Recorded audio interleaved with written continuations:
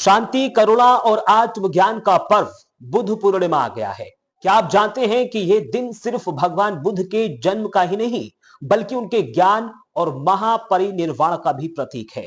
आज हम आपको बताएंगे बुद्ध पूर्णिमा की कहानी, इसका महत्व, पूजा विधि, व्रत के नियम और आज के समय में इसके संदेश का मतलब। हर साल वैशाखा माह की पूर्णिमा को मनाई जाती है बुद्ध पूर्णिमा।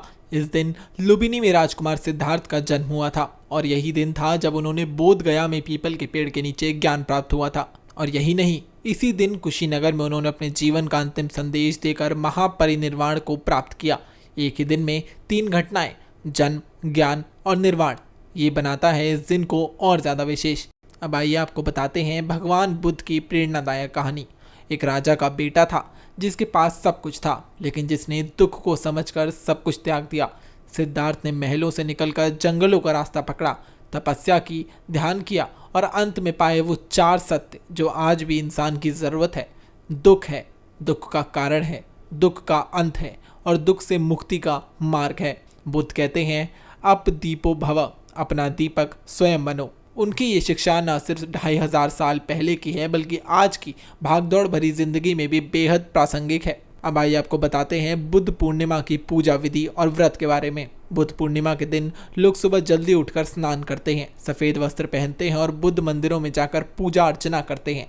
क्या आप जानते हैं कि कई लोग इस दिन उपवास भी रखते हैं और केवल फलाहार लेते हैं। बुद्ध की मूर्ति को दूध और जल से स्नान कराया जाता है, दीपक जलाया जाता है और ध्यान किया जाता है। इस दिन धम्पद पढ़ना भी बहुत शुभ माना जाता है। इस दिन का एक ही मंत्र है, करुणा, संयम और ध्यान।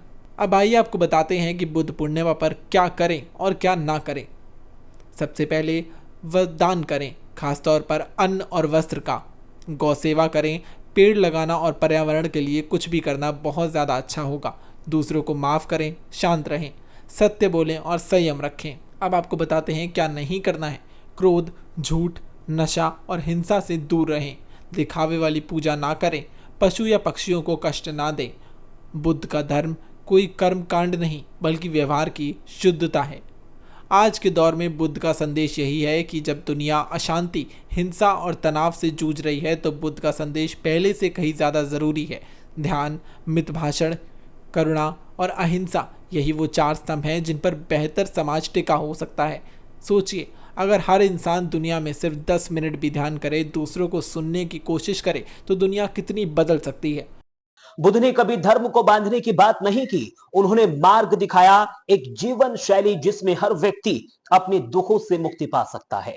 तो आइए इस बुद्ध पूर्णिमा पर सिर्फ पूजा ना करें, बुद्ध को अपने जीवन में उतारें। करुणा से भरे मन, सत्य की खोज और शांतिपूर्ण व्यवहार से ही हम सच्चे बुद्ध पत्ती बन सकते हैं।